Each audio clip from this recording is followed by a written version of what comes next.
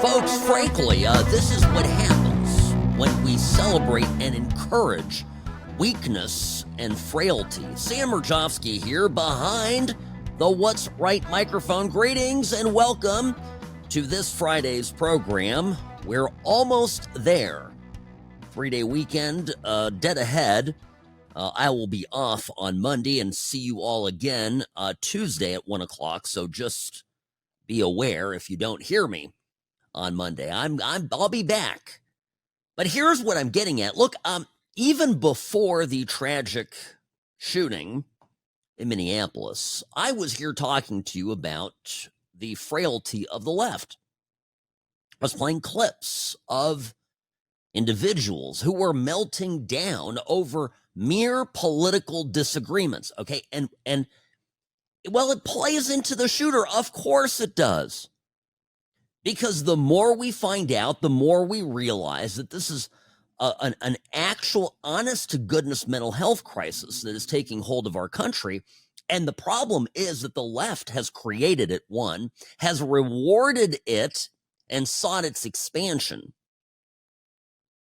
and now want to deny any of the possible root causes because, of course, this in turn creates a scrutiny and would potentially, cut into public support for the Democratic Party. I hate to be cynical about it, folks, but it's true. If you're a wackadoodle, emotionally fragile human being, you are many times more likely to be a reliable Democratic voter.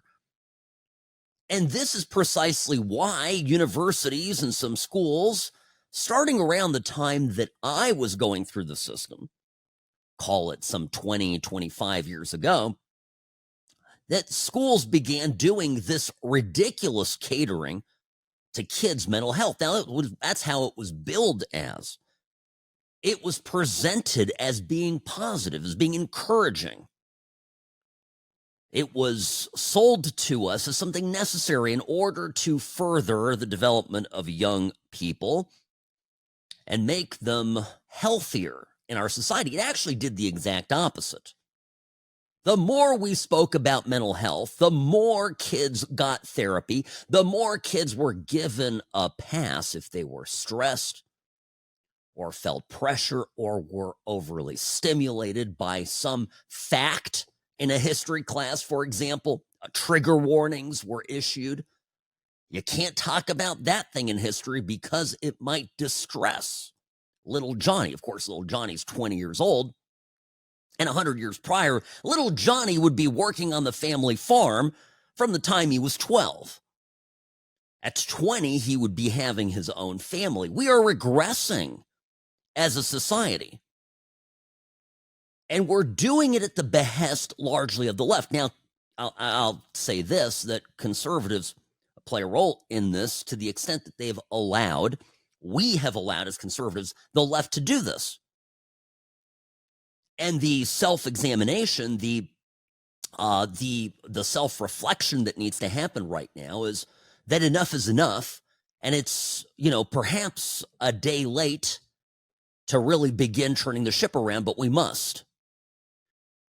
Now, the more I hear about this particular shooter in Minneapolis, this troubled young man who thought he was a girl, whose parents, it seems, encouraged him in this endeavor, supported him, as is popular and in vogue right now, I realize that this is somebody who really just needed strong parenting. This is someone who needed tough love. But this is likely someone, and we'll know more as facts come out. And by the way, there's a lot of stuff out there. For example, I'm seeing in certain places that the father was a CIA operative or a contractor or source. It's unsubstantiated. I'm not going to get into all of that yet. And I suspect by the time Monday rolls around, we'll know a lot more and have confirmation of some of these things. The mother still, as of the last word that I have here, has not been cooperating with authorities. She's lawyered up. I'll get more into that in a moment. But I'm terribly interested. I'm not going to lie, in this young man's family. And I'm also terribly interested in the overall mental health, if we're going to use the term, the overall mental health of leftists. Because from my personal experience, and I know a lot of kids, I've got 3 kids of my own, they have friends, their friends have friends. We have a house that kids come to and hang out in.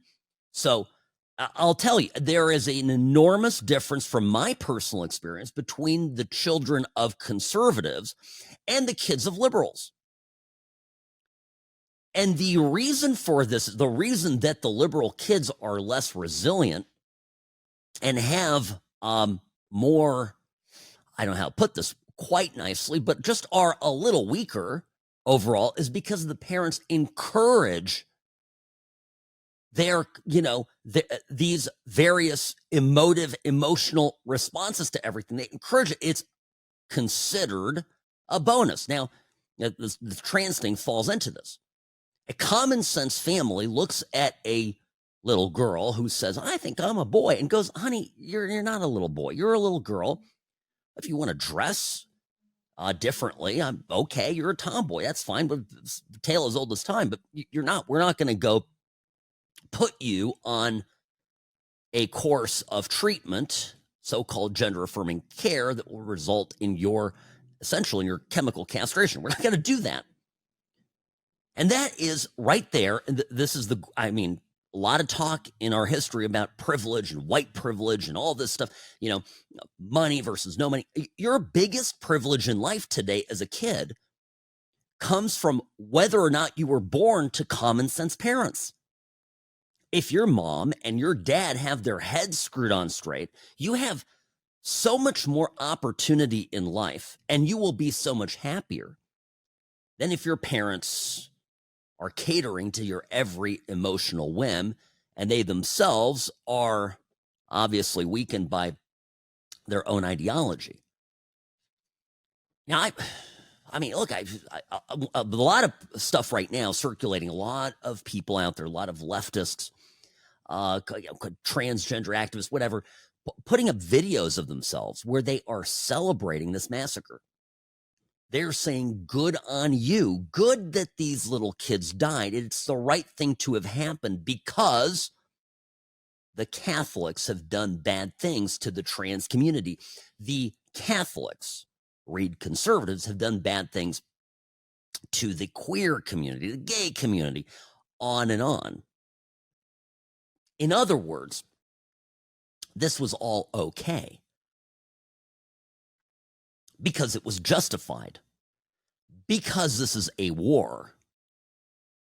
And even before this happened, before the shooting occurred, I was here on this program telling you that there's a fundamental problem going on in this country where there are people among us who want to harm us simply because of our opinion. Now, 4 years of Joe Biden wrecking this country, going after my president, putting fellow Americans in jail over nothing. You never heard me here on air go, God, I really could just put a bullet in Joe Biden. It was absurd. I was actually on air going, I hope nothing happens to him because as bad as Joe Biden is, Kamala Harris is worse. I think I said a variation of that phrase every single day or week, certainly, that I was on air. I didn't want to impeach the guy. But it's not how I think, and it's not how most conservatives think. It's not how any conservatives I know think. We value life.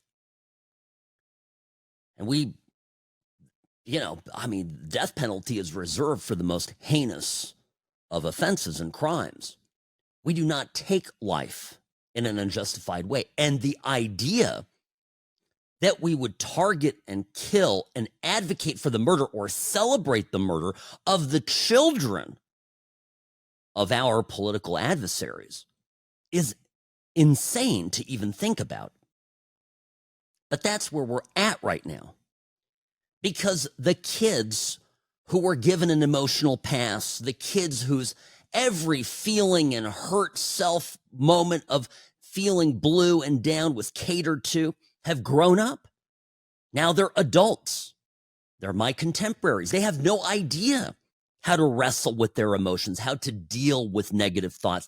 And at the same time, they're heavily propagandized by a media that has an agenda instead of just reporting the news.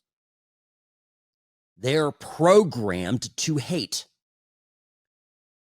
Now, yes, I put that on the media, but ultimately, I'm a person who believes in individual responsibility. I blame the parents. And as the kids grow up, I blame the kids. I blame the adults who cannot recognize in themselves this fundamental problem. I don't know how you go from being a person growing up as a kid to suddenly putting videos of yourself out there celebrating the death of kids. I don't know how you go from, I don't know how you get there. I can't wrap my head around it. But I think this obsession with transness that we're seeing everywhere in the left, this obsession with a mental illness, is really, it's not particular to the trans issue. It's not specific to that.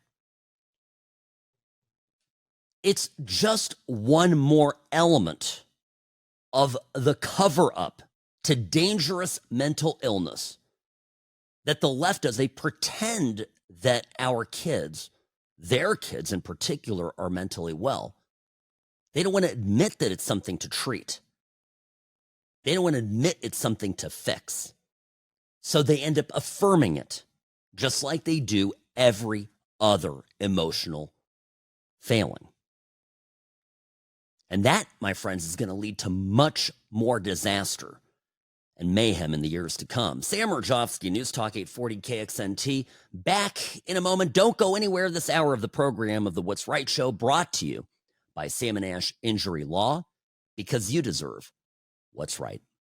I'm the best. Personal injury law has been the same for a long time. The best. Big egos, greed, and sleazy schemes. We've had enough. Welcome to Sam & Ash, the new standard for personal injury law, where things are done the right way, because you deserve a team that delivers real support and results. When you have both, your whole world can change. Sam & Ash Injury Law, because you deserve what's right. Hi, welcome back. Sam Mirejovsky here on the What's Right Media Network. The What's Right Show, brought to you by Sam & Ash Injury Law, is on. Okay, folks, let me tell you. By the way, I don't. It's a big to-do this morning as I woke up and looking at the news, and apparently Donaldus Maximus had the audacity to rescind, take away Kamala Harris's Secret Service protection. And the left is up in arms about this. Now, I'm bringing this up certainly because I mentioned how much the left wants to harm us, certainly wants to harm Trump. We have the trans shooter in Minneapolis with all sorts of menacing phrases on his weaponry. The weaponry, the menacing was kill Trump, right? I mean, pretty on the nose. So anyway, this thing came up today with Kamala Harris having her Secret Service detail pulled. And, number one, I'm not certain how many people out there really want Kamala Harris dead. Besides Jill Biden, of course. Well, if looks could kill, Jill would have killed Kamala a long time ago if her stare was actually lethal. I talked to a lot of Republicans, and I can tell you each and every one of them, me included, would be delighted if Ms. Harris were to run again in 2028. Producer Robbie is nodding. Yes, we would be delighted.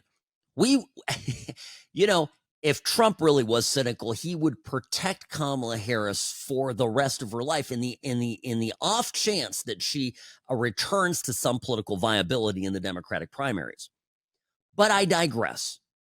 The statute says 6 months. And Biden, I guess, somehow extended it for her a little bit, and that was Trump's decision to overturn it. So he did.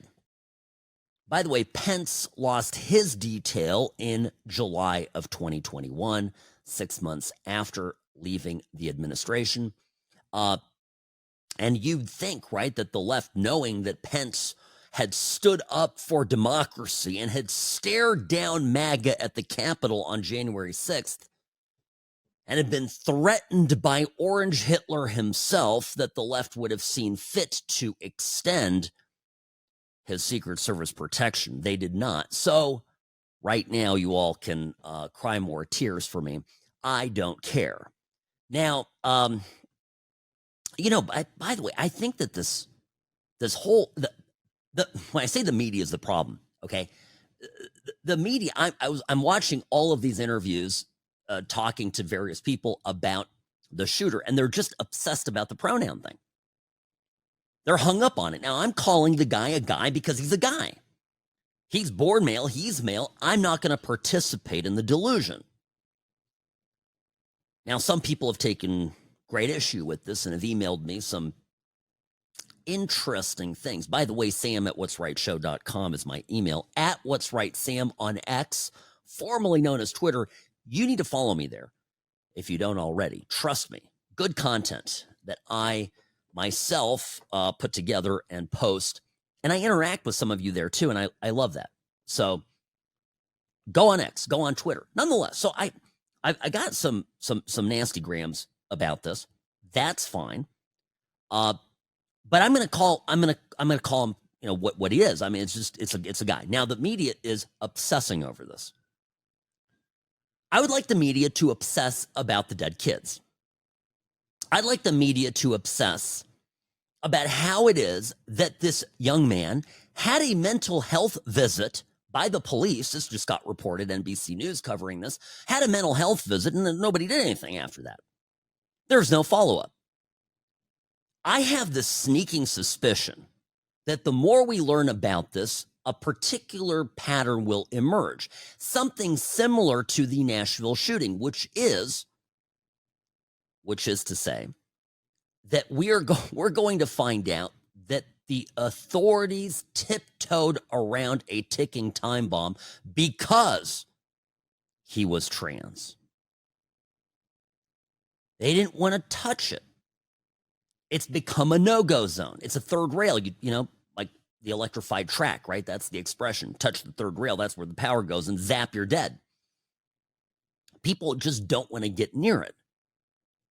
And we're going to save lives by talking about it. We're going to save lives by normalizing a compassionate view of transness, which is to say, we're going to say to an individual that says they're trans, we're going to say, I understand you're going through things.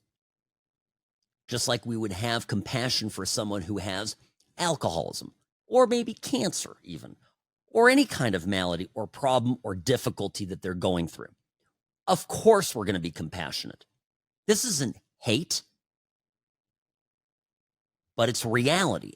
We will not play along with whatever that person's kabuki theater going on in their head is. Not going to do it.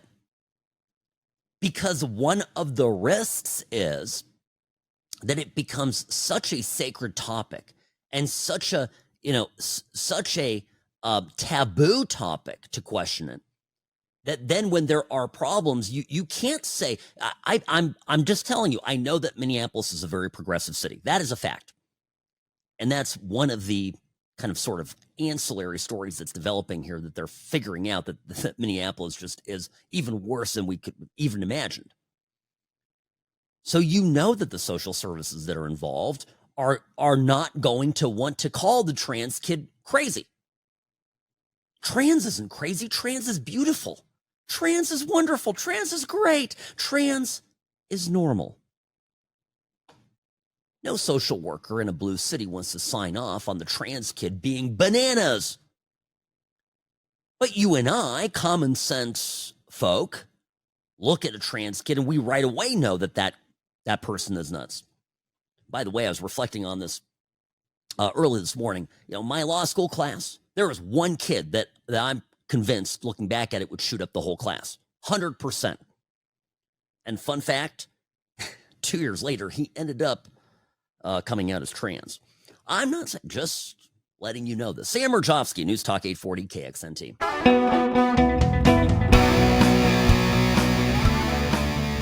Making radio great again. Sam Mirejovsky, News Talk 840 KXNT on the What's Right Media Network. Welcome to today's beautiful program. The emails are coming in already, Robbie. sam@whatsrightshow.com is my email. I am not advocating for any kind of hate or retribution or harm, certainly, to the trans community. And by the way, I even just, can I rephrase that? I mean, there's a community of people that obviously think they are a different gender. Maybe there's a community of people out there who think that they are animals. By the way, there are. It's called furries. And they have conventions, and they get together. They prance around. They make noises. They wear masks. They go out this way in public. Now, personally, I have to tell you something. When I see a furry occasionally, particularly here in beautiful downtown Las Vegas, we have something called First Friday. They're always there, which I actually admired their dedication to it, because even at night in the summer, it's 105, and they're out there in these furry costumes. Now, do I look at that and do I laugh? Yes, of course. It's funny, because this is a grown person who thinks that they're an animal. Well, I'm always going to be honest with you. Okay, so there you go. But it's a community of people, and they share something that they do that I think is crazy. Is it crazy? Objectively? Yes. Is the idea that you were born in the wrong body a mental condition, or something that we ought to celebrate as a society and give you, throw you parties and give you affirmations and support you, et cetera, et cetera? That's the divide right now between the common sense people on this planet and the people that are crazy themselves. We have to put our foot down on this. This is not me being or lacking compassion in any way. I just don't believe in affirming somebody's mental illness. I don't think that is conducive for a healthy and strong society. Now, going back to where I started at the top of the hour, for those of you just joining us, the left desperately wants people who are weak. The left advances the trans ideology and other things too, in an effort to make people more emotionally fragile, right? More emotionally fragile. And emotionally fragile people are less likely to be able to take care of themselves, are typically more dependent on government protection. Now, government protection is something that the Democrats run on, right? That's the campaign promise that they give. They say, well, we're gonna protect you. We're gonna take care of you. We're gonna provide you with safety and security. We're gonna lock up all those mean MAGA people. And so, this is a place of power for the Democratic Party. Very important to understand this. This is why every Democrat right now is talking about nothing other than trans. Like, for example, the mayor, Mr. Frey of Minneapolis, the guy that I guess in the primaries was bested by the Somalian pirate. Now there's some dispute as to the outcome of that election. Maybe there was some cheating. Gosh forbid that would ever happen in a Democrat-run city. Anyway, this is the mayor doing interviews 36 hours after a bunch of kids were attacked in a church at their school. 2 kids dead, many grievously injured. And this is what we're focusing on. Anybody who is using this as an opportunity to villainize our trans community or any other community out there has lost their sense of common humanity. We should not be operating out of a place of hate for anyone.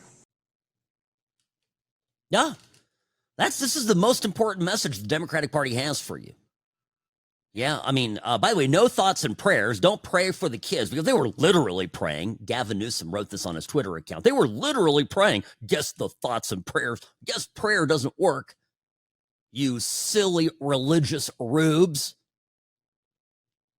Pay attention, by the way, to all the condescension that occurs, because, you know, the level of condescension and hate that they have for us far exceeds any objective questioning that we have of their mental illness. A lot of this is projection. So Frey continues. Again, this is where he goes from there. When you spoke about this so profoundly and powerfully as you are even here now, but when you spoke about this today publicly, you voiced concern for the transgender community, for the community overall. And obviously, you chose to do that in that moment because you thought it was important. And I wanted to give you a chance to say why you felt it was important to do that in that moment. Obviously, I've heard about the rhetoric and the narrative that is being pushed out, but here's the thing. Anybody that is going to use this as an opportunity to villainize our trans community or any community has lost touch with a common humanity. Okay. And he's looking all solemn. This is a tee-up question, right, from CNN. Am I missing something here? Did we just have a trans, radical, fanatic, nut job go in and kill little kids? Sorry, in the context of what's going on, who gives a rat's rear end about the trans community? The trans community attacked the Christian community, the Catholic community. That's literally what happened. But of course, I'm not surprised by any of this, because the left is praying for Hamas after Hamas attacked Israel and murdered little children in cold blood. And we have Palestinian flags now everywhere and liberals wearing keffiyehs. That's who the left is.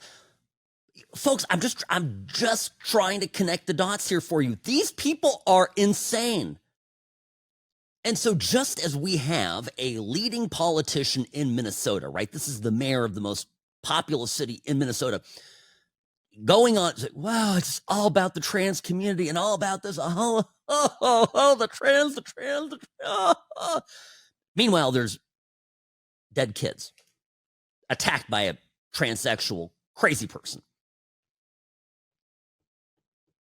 You have adults around the country posting videos about how this was good. We got him. We got him. This is good. Well, one of the nicer ones that I found was this guy dressed up as a woman, wearing lipstick and whatnot. I'm just sharing this with you because it's radio, in case you can't see the video. If you're watching on the podcast, of course, you can see the video, but most of you can't. So anyway, here's this is one is an example of some of the stuff that's out there, and I'm sharing this because we need to understand what is out there. Danelle Harvin, this is a X channel called Shell Shock, and it's one of these they thems. Have a listen. I feel terrible for the kids. I feel so bad for not just the victims, but the people who witnessed it and will now have to live with that for the rest of their lives. I don't feel bad for their parents. This happened at a Catholic school. There should have been no children there at all. We know what the church does to kids, so I feel terrible for the kids. May the universe protect them from their Catholic parents and the church. Y'all can shove your thoughts and prayers right where the brightest of the suns don't shine.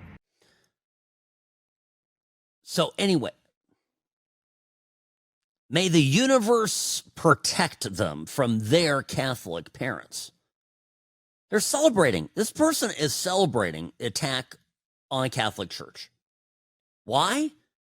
Are Catholics going around murdering trans people? No. Catholics believe that men are created as men, women are created as women, have traditional notions of family. And that's the threat. Let's back away from this as a trans topic, by the way. Remember what I said last week.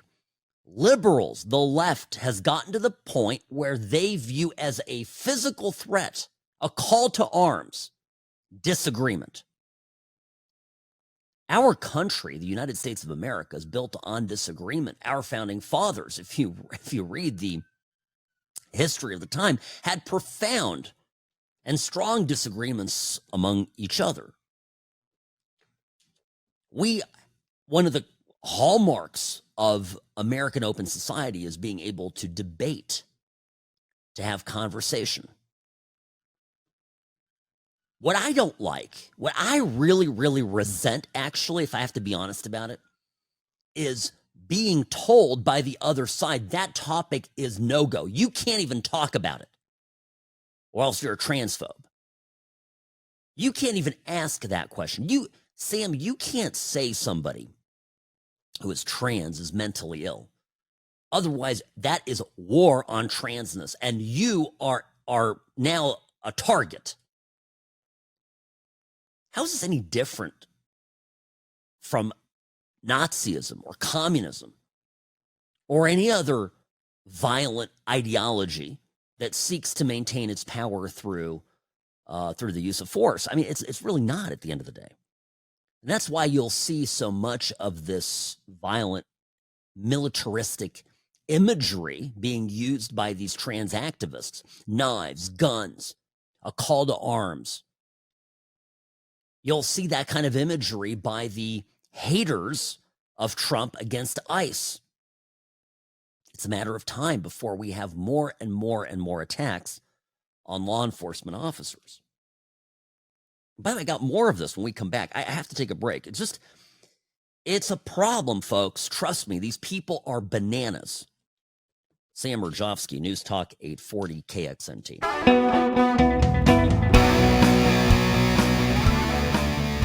Well, here's another one, right? Here's another video that somebody posted to the internet. And this one actually is even worse than the one I played just before. Sam Mirejovsky here, behind the What's Right microphone, making radio great again. Monday through Friday, 1 to 3 p.m. here on the What's Right Radio Network. Okay, let's, I'll play this. The guy is sitting here. He looks to be about, I don't know, maybe about 60. He's got a pride flag, rainbow flag background, and he's celebrating. He's actually celebrating the massacre that occurred in Minneapolis this week.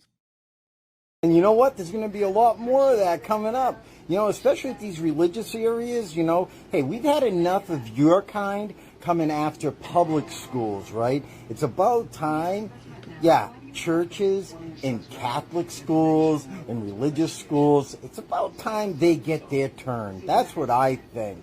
I'm just going to sit back and watch people do it. And I'm going to laugh. I'm laughing about yesterday. You guys want to laugh about us? We're going to laugh about you. I'm starting to think that they're all mentally ill, not just the trans ones. This is crazy. That's no laughing matter. It's not a joke. These people need to be rounded up and put in mental asylums. You want to stop school shootings? I have an idea. If a kid gets out and starts getting out of whack, send him into inpatient treatment.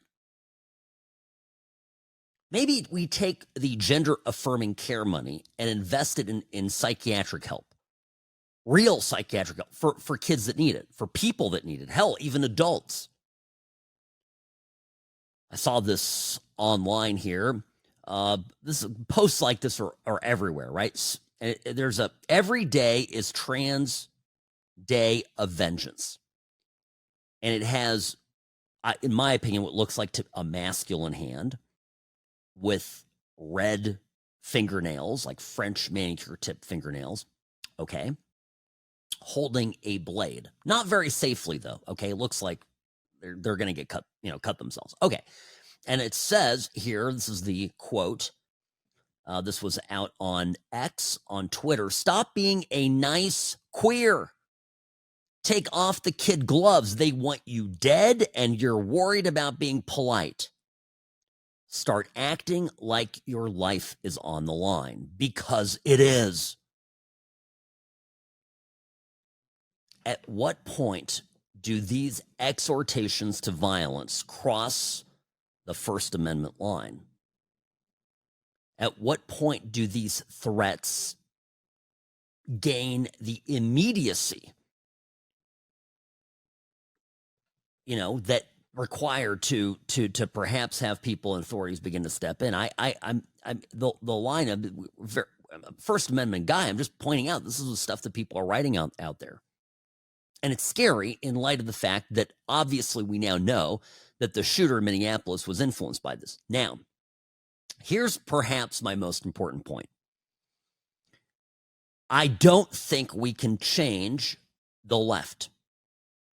I don't think we're going to be able to convince the gentleman whose video I played for you moments ago that his laughter, his delight that Catholic kids were murdered, I don't think we're going to convince him to have a heart, to relax, to think about a different viewpoint here. So what we need to do as conservatives, but also as just common sense people, is to not give in. Now, Mike Cernovich, early in the week, pointed something out that I wasn't aware of, even though I have a couple friends at the network. Apparently, there's a lady in the HR department at Fox News in New York, in headquarters, who has a trans kid, and she then berates everybody for saying anything bad about trans. Everybody's terrified of her, including on-air talent, not just the producers, not just staff, everybody.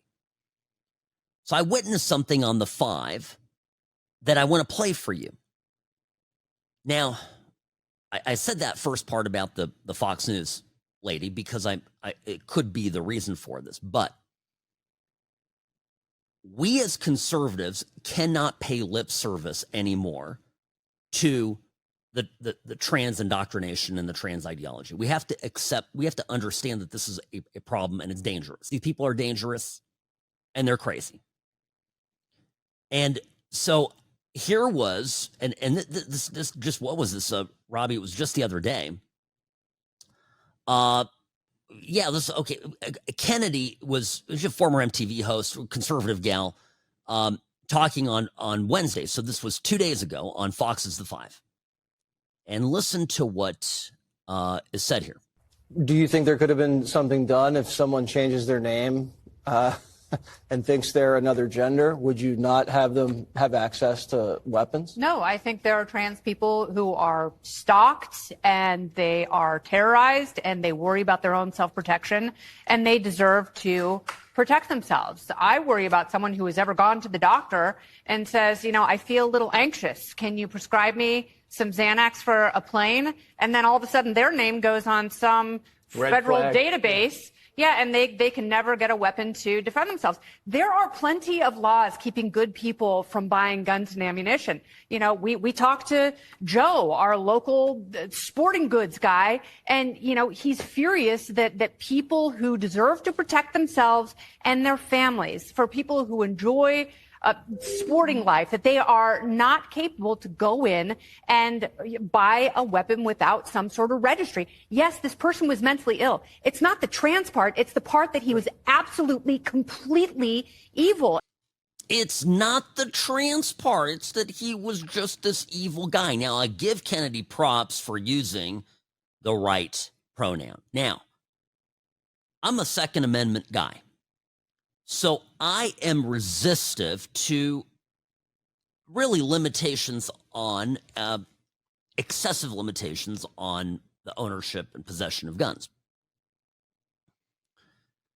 It's the left that has traditionally sought to keep guns away from mentally ill people. And I'm inclined to say that's generally a good policy.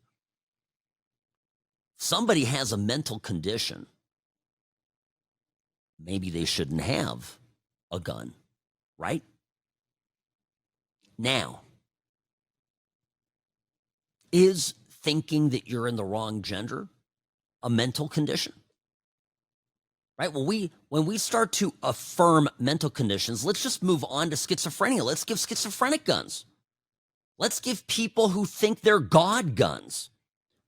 Let's give all sorts of crazy people guns. Why did the left-wing ideology carve out this one specific exemption for one group of crazy people? And isn't it kind of funny how that one now is causing all sorts of problems? Interesting, isn't it? All right. Sam Mirejovsky, News Talk 840, back after the top of the hour. Don't go anywhere. More of the What's Right show up next.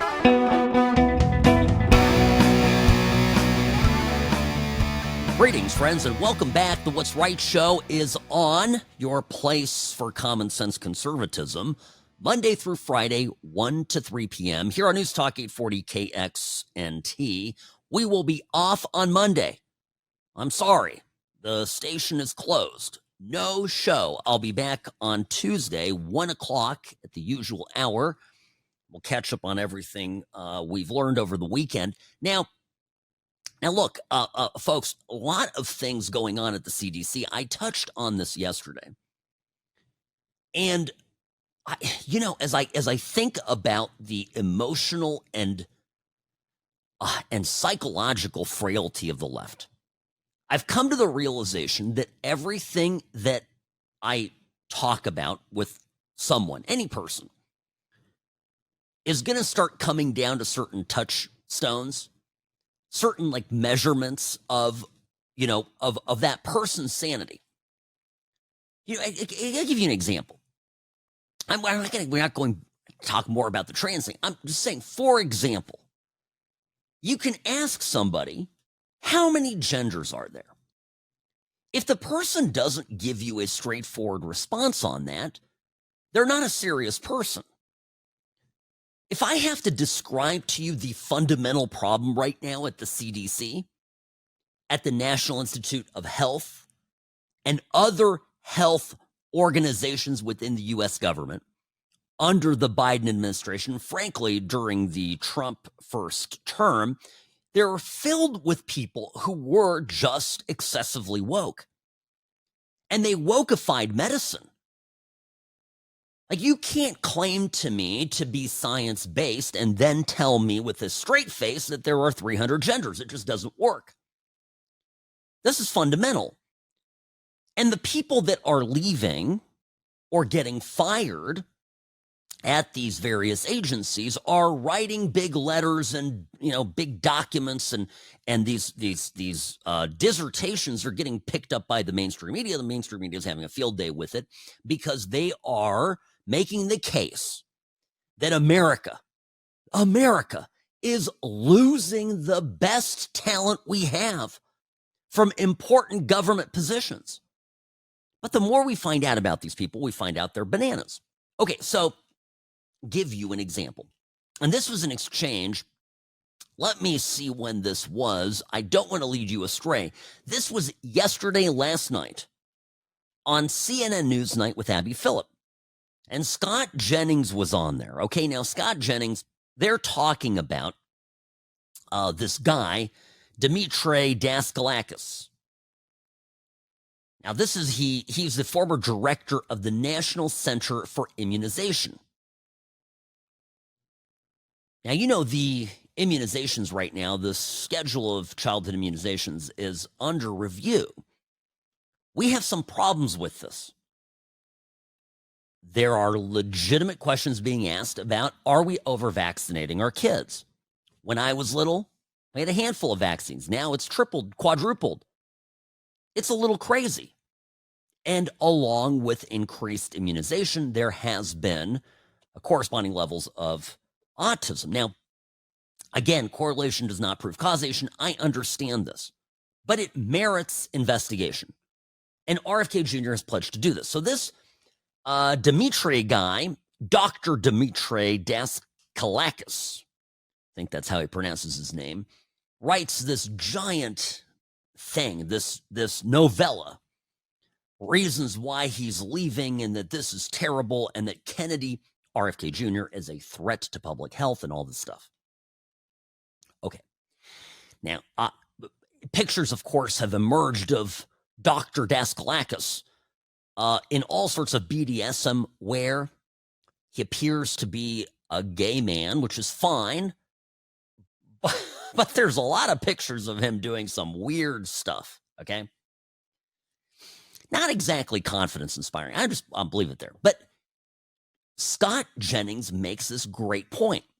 And notice the response of the entire panel, all the leftists on the CNN panel, in a cacophony of outrage, begin to jump all over Scott. And I'll tell you when we come back, I'll tell you after this clip why that is. This is stuff that affects real people's lives, vaccines, We're in National Immunization Awareness immunization. Month. I hear the criticism from this person. I just have to say, he did use the term pregnant people in his resignation. Oh, come letter. on. And I'm sorry, if that is like the way you're presenting information, I have questions about your credibility. It's so amazing. It's not a ruse. He really wrote it down. It's a ruse because people are dying. This guy's not credible to me. That's all I'm telling you. Scott, are you serious? Come on. No, he is not credible. No. Are you serious that this is yes, he did write it. That of all the things that we're talking about here, immunizations, vaccines, autism, the research about on communicable diseases, on cancer, and you are the most concerned about someone's use of the word people. Yeah, because that's the most important thing because you were just complaining about the politicization of science, and I can't think of politicization of science more than that. I have a question for you. Can somebody be a medical doctor and legitimately tell us that men can get pregnant? And if that physician, doctor, makes that claim with a straight face, do you want him or her treating you? And even a better question that I have, forget treating you. Do you want that person setting health policy for a country of 300 plus million people? Because here's where my fundamental common sense is kicking in, okay? I look at these people at the CDC, at the NIH, all the people that we got to know, unfortunately, because of COVID, a little too well. And I have a lot of contempt for them because I discovered very quickly that they were not the best and the brightest. Bringing it closer to home, I understand not every one of you is here in Las Vegas. During COVID here in Nevada, we had a governor who is objectively a moron. He thankfully was removed from office. Nevada here, the only state in the country that dumped a COVID lockdown governor. Okay? And we have Governor Lombardo, a Republican, to thank for that. But we had this idiot here named Steve Sisolak, a total low IQ bozo. Now, Steve, he kept us locked down and whatever. And he kept saying, I'm trusting the experts. I'm trusting the experts. And, we started looking, into who these experts were here in Nevada. And these like who? Some nincompoop somewhere with some BS degree setting policy that kept kids out of school, that saw a record number of young people disappear, never to return again, by the way, into the school system, disappear, that saw billions of dollars erased. Don't know if you know anything about Las Vegas and our economy here, a little dependent on something people call tourism. closing down casinos, and then dragging out, even after the reopen in June of 2020, dragging out the restrictions and this and that, making the fun of Las Vegas really pointless. The economic impact, the human impact, our children scarred by this, all because a low IQ, scared of his own shadow fool became governor because he amassed a little bit of political power in a little village called Vegas. And all of a sudden, the damage that he was able to do by virtue of listening to a few state employees, experts. This is a history we can't forget. Now, I grew up in a home of science. My mother is a scientific researcher. She's worked at Allergan and other big pharmaceutical companies. The top people, the real top talent, go into private industry. I'm sorry to say this. A government does not attract the best people. Now, what the government did wrong, primarily, in my view, is that it became a place for the activists to come to roost. It became a place that preferred and advanced activism over science. That is why you have somebody who's in charge of immunizations and setting health policy for the country talking about pregnant people. Okay? Probably thinks there are, 50 genders. And why is this relevant? Number one, everything that RFK Jr. is doing, the Trump administration is doing in these different departments, CDC, NIH, etc., Health and Human Services, all this is cleaning up decades of accumulated nonsense that has honestly put our country in harm's way. We're behind and antiquated in cancer research. We are probably over-vaccinating our kids. We have a food supply that's poisoning us. We have people that are fat. The answer is, get on Ozempic. There's a fix for that. There's another chemical fix. We've done it their way for years. We've done what they've wanted us to do for so long. Why don't we just do something different? Isn't the definition of insanity doing the same thing over and over again, but expecting different results? Well, we know that's what the definition of insanity is. The problem is that the insane people leading our country for so long can't look in the mirror and recognize their own fallibility. Sam Mirejovsky, News Talk 840 KXNT. The Salmon Ash team, they wanted me to have the best care. They had my interests at heart. I have an enormous amount of gratitude. I cannot say enough thank you.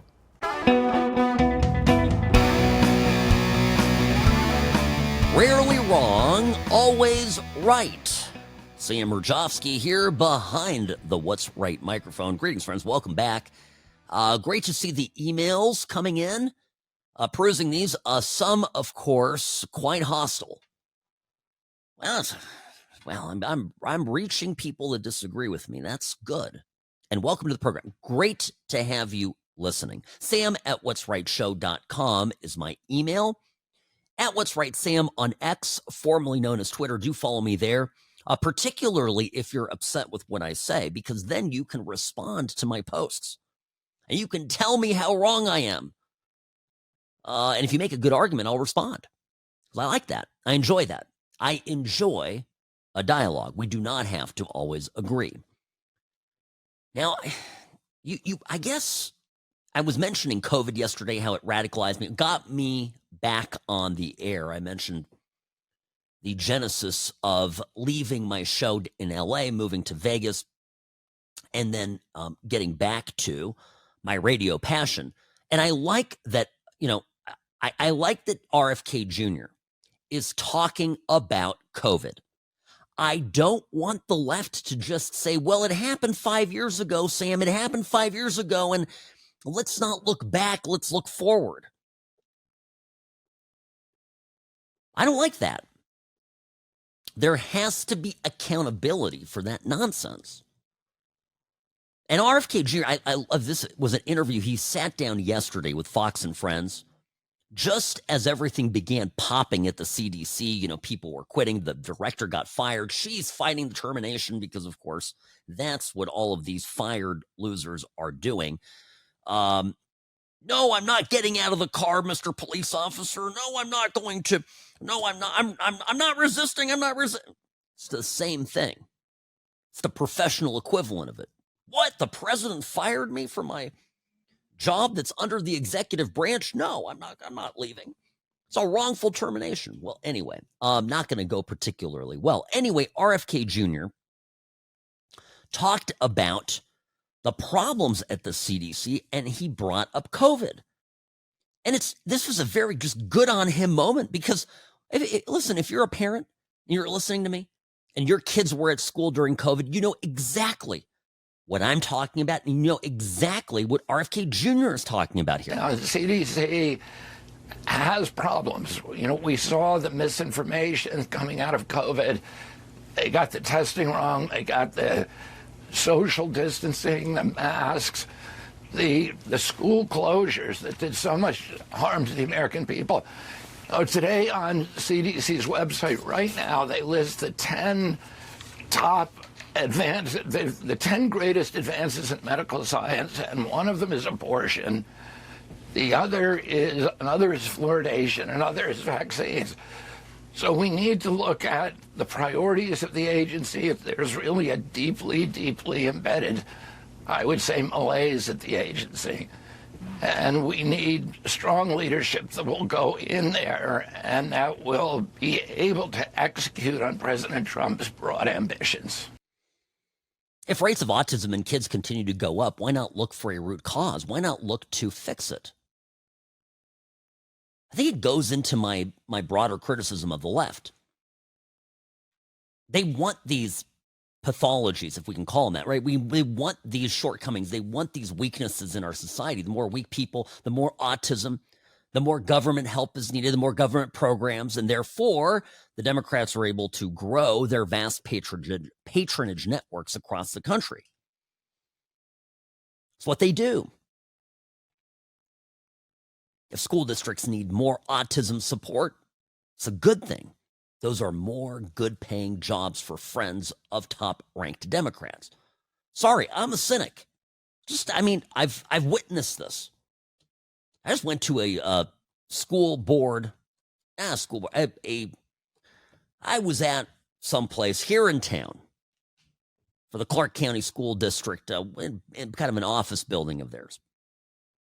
All these beautiful offices, all the support staff, all this stuff.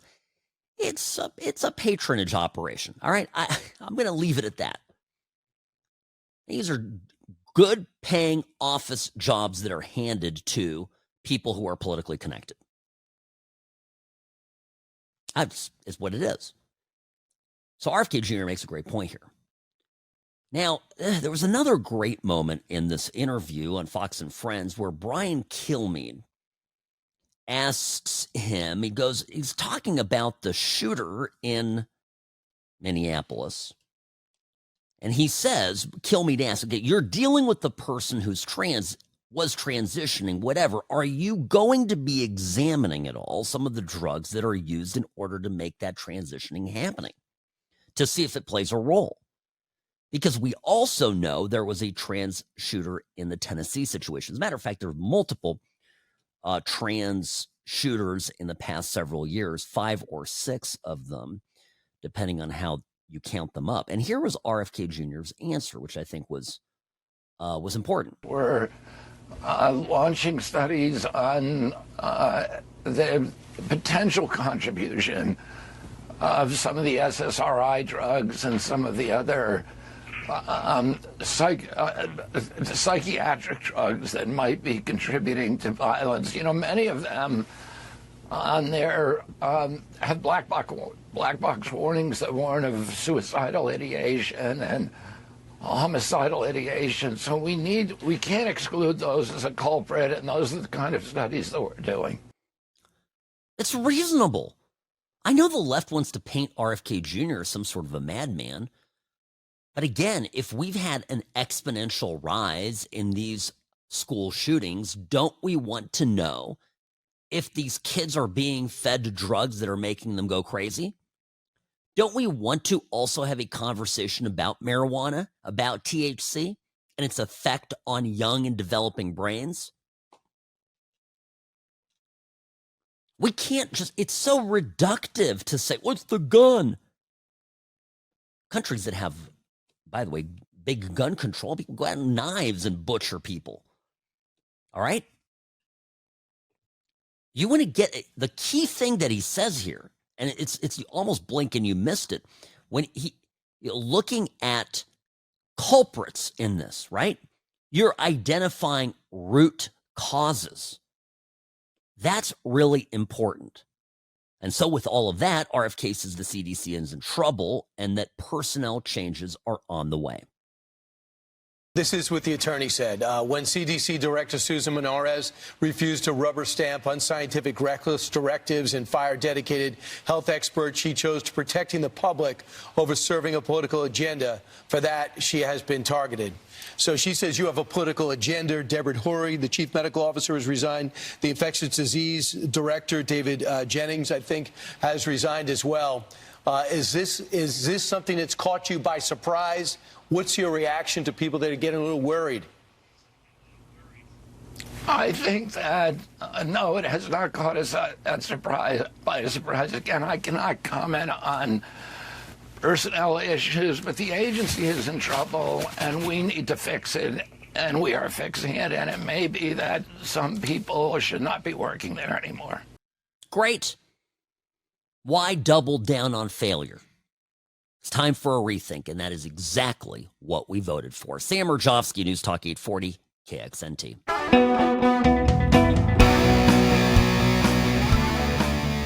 Welcome back, folks. Sam Mirejovsky here behind the What's Right microphone. All right, it's Friday. I know we've been covering some heavy topics. Normally, I do like to keep Fridays light, but just not been possible last few weeks. Plus, the Trump administration off to the races, working so hard, doing so many things each and every day, that it's difficult really to take a day off from covering it all.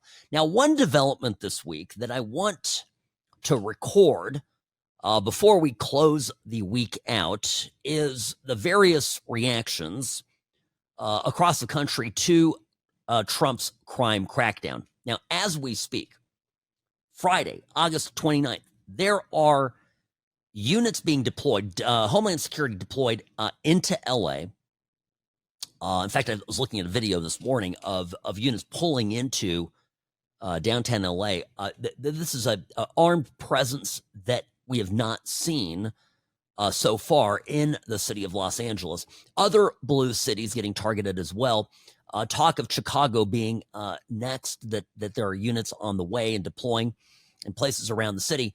And you've got the governors there, Governor Newsom and Mr. Pritzker in Illinois, who are just beside themselves over this. Now, one thing I wanted to get to before the week got away from us is the press conference with Muriel Bowser. The mayor of D.C. on Wednesday, 2 days ago, actually held a press conference expressing gratitude to the Trump administration for helping the city get more safe. Put this on the bingo card of things I did not expect to hear in 2025. We greatly appreciate the surge of officers that enhance what MPD has been able to do in this city. The most significant thing that we are highlighting today is the area of crime that was most troubling for us in 2023.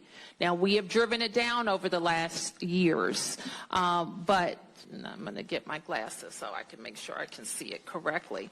But for carjackings, the difference between this period, this 20-day period of this federal surge and last year represents a 87% reduction in carjackings in Washington, D.C. We know that when carjackings go down, when the use of gun goes down, when homicide or robbery go down, neighborhoods feel safer and are safer. So this surge has been important to us for that reason. Okay, so when carjackings go down, Robbie, people feel safer. Somebody call Captain Obvious. But she's thanking Trump. It's a very diplomatic Democrat answer, right? She's not thanking Trump for taking over her job, which is functionally what Trump has done, but she's thanking Trump for assisting MPD, the DC police, in aiding their efforts to fight crime. What Trump did is he took over the police department. The chain of command was taken away from the mayor and from the city council over to the president of the United States and the Department of Homeland Security. The problem is the leadership. The problem is that when you make, it doesn't matter, honestly, it does matter how many cops you have. You have to have a certain critical mass of police that are on duty at any time for a particular population center. That's a fact. But you can have all the cops you need, but if you don't have the political will to use those police officers in a judicious way, you're going to end up still with crime spiraling out of control, particularly where the police are being held back from being able to do what they need to do, i.e. get the bad guys. And this, can I tell you, this is the out-of-box thinking of the Trump administration. See, this is what happens when you put people in the government who understand the private sector, particularly real estate. Real estate people get this. I'll give you an example. Let me play the clip first. My brain is getting ahead of myself. Sean Duffy, Transportation Secretary. This was a post previously held by Mr. Buttigieg. Pete Buttigieg.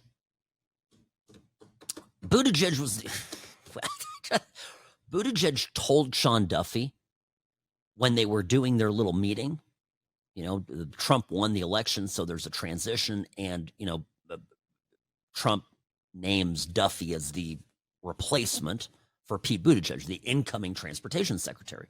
So as is customary, the two gentlemen met. And Buttigieg told Duffy, do you remember this, Robbie? Do you know what he told him?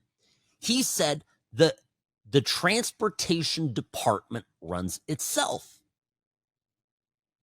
From the guy that had derailment after derailment while he was aspirationally lactating for his firstborn child on paternity leave, whatever the hell that was.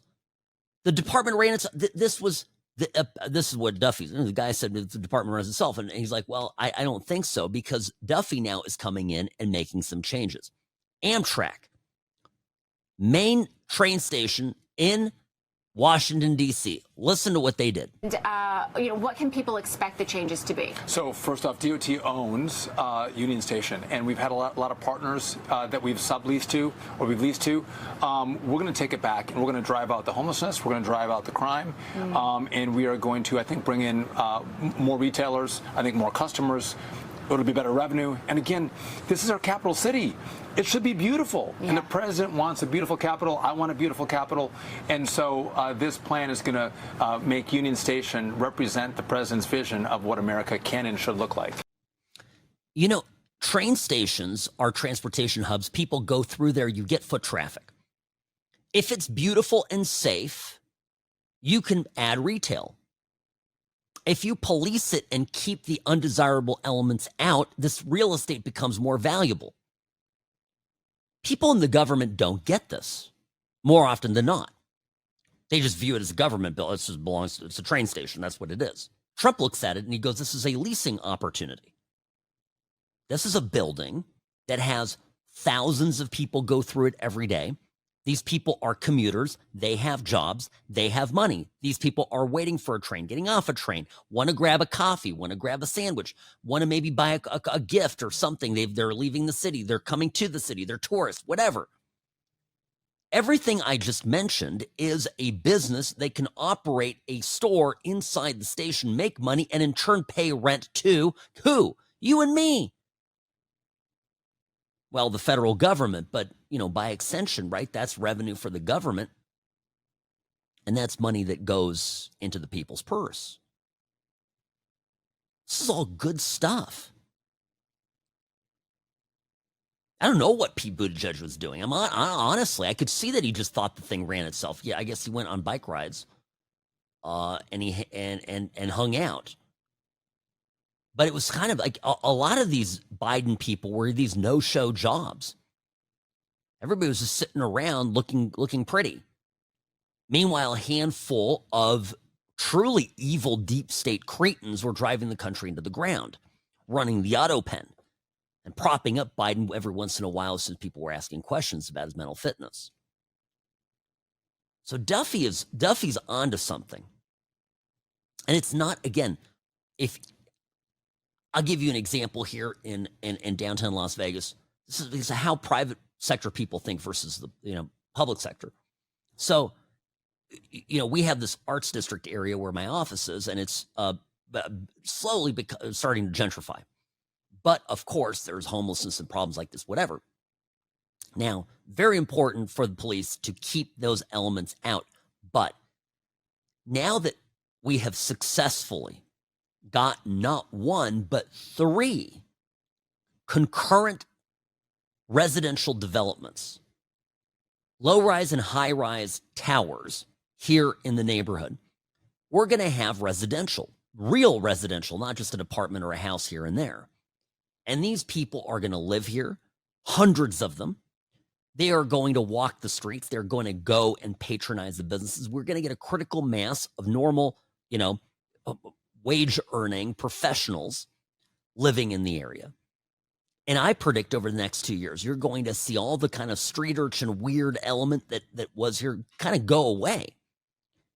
Because the one thing about the druggies and the criminally insane homeless people is they don't like a lot of people walking around. They don't like a lot of scrutiny. They like to do what they do in the shadows. They're going to move a few blocks. I'm going to move east. I can't move west. The freeways here. This is a very micro example. And so it's a chicken and the egg. To make the buildings work, to make them sell, the city has to come in and get the homeless people off the streets. And trust me, the police are doing a great job of that. Now, in Union Station, you're not going to get the tenants in if you're not providing a clean building. So first comes what? First comes the cleanup. You get the homeless out. You get all the druggies out. You get all the criminals out. You patrol everything. You've got the National Guard in there with rifles. Second step, you clean it up. Third step, you get in some great new tenants. Everything's hunky-dory. Things start taking off. And then it becomes self-perpetuating as long as you maintain, the policing levels and keep an eye on things and don't let them get bad again. When you look at San Francisco, the things that happen in San Francisco, it's so sad in the last 11 years, 12 years. The political will that brought about tolerance of open air drug crimes, of public indecency, of public urination, etc., right, slowly drove out billions of dollars in business from the city. And then COVID came in, took away the offices, the foot traffic and everything, and once beautiful streets where multi-million-dollar buildings were built turned into druggy wastelands. And Trump understands he's a real estate guy. We've got to reclaim our country block by block. You'd think all these mayors would be on board with it. You'd think they would all be saying what Muriel Bowser is. Not so fast, actually. Sam Mirejovsky, News Talk 840 KXNT. Back in a moment.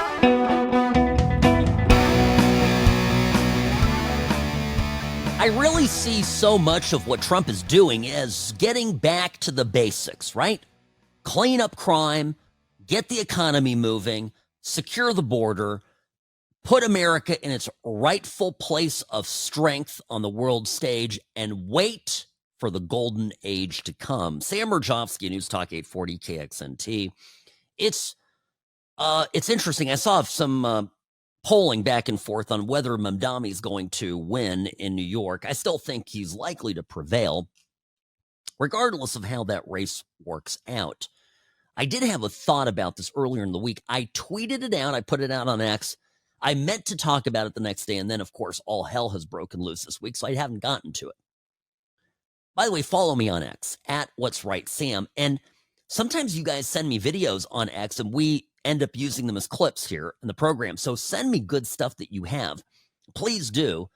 Follow me on there so I can see what you post and bring it to my attention, because we absolutely do take great material from those of you that send it. So thank you for that. Now, we as conservatives are making, and it's a cell phone here. I've made the same mistake, I think. So this is a little bit of therapy here. We're making a mistake calling Zohran Mamdani a communist. I'm not saying that he's not a communist. He is. He's a socialist communist. He is a dangerous leftist. But when we call him a communist, for most people, this is evocative of a failed system from really the 1950s and 60s. Maybe from the early aughts, from Venezuela, understanding socialism there under Hugo Chavez, deteriorated a once wealthy country. But even that requires going back 20 years. These are failings that many people view wrongly, but still view as having happened so far in the past that perhaps today some of these ideas can be rehabilitated. This is dangerous. When you look at what Trump is doing with crime cleanup, there are places where Zohran Mamdani's policies are currently in effect. Defund the police is in effect in places like Chicago, in places like Minneapolis. It's failing currently.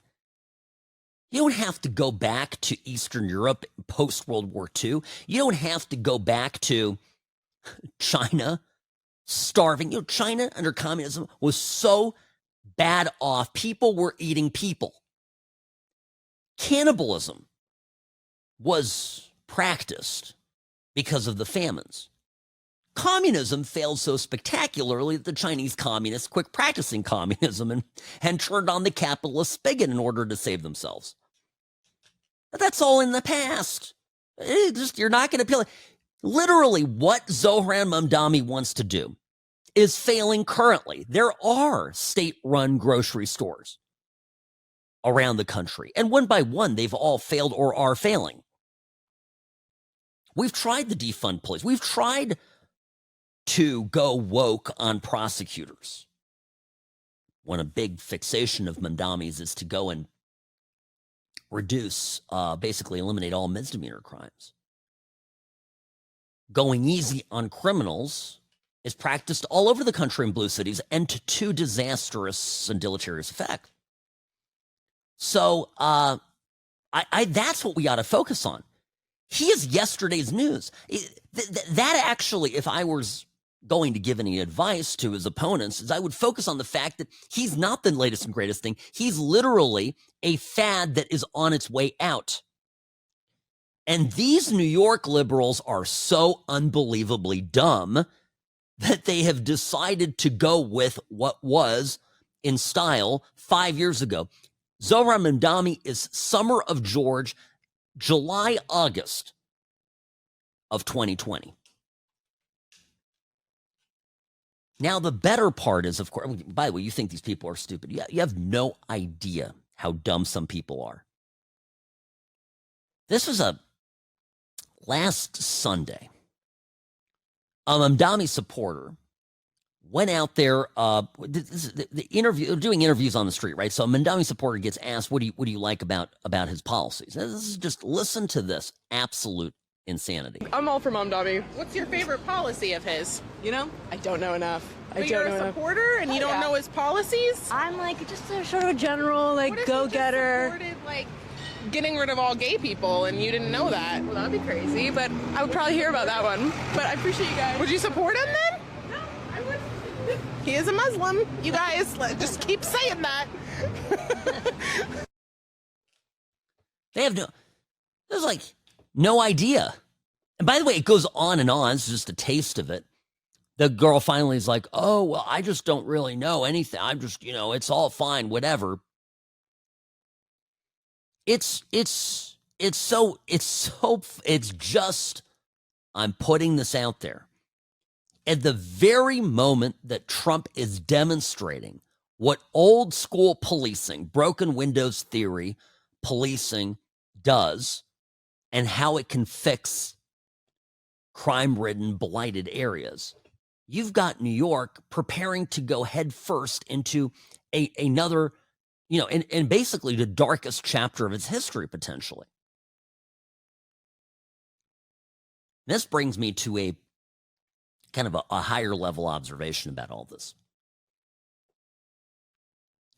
Trump's takeover of the District of Columbia, of the policing, bringing in the National Guard, threatening to do the same, and perhaps doing the same and cleaning up cities like Chicago, like LA, is a high-level persuasion of people that are somewhere in the middle,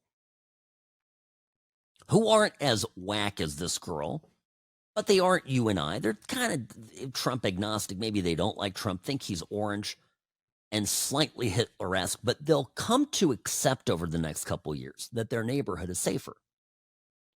They'll come to acknowledge that bullets flying through their neighborhood at night, hitting innocent bystanders, isn't good, and that Trump's solution actually did something. We're in this era of talk is cheap. Because cheap talk, as, by the way, epitomized by Gavin Newsom, who is all talk and no substance, cheap talk has been the fuel of the Democratic Party. All blah, blah, blah, blah, blah, talk, talk, talk, talk, talk, make it sound good, platitudes, vapid points. Meanwhile, America's deteriorated.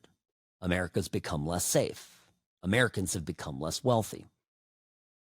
We've all become more dependent. It's helped the Democrats, but it hasn't helped us. This is a high-level persuasion of a majority of the country that the Trump way is the right way. It's beautiful to behold. Let's see how it goes. All right, folks, I'll see you back on Tuesday. Have a great 3-day weekend. Labor Day. Happy Labor Day. I'll see you soon.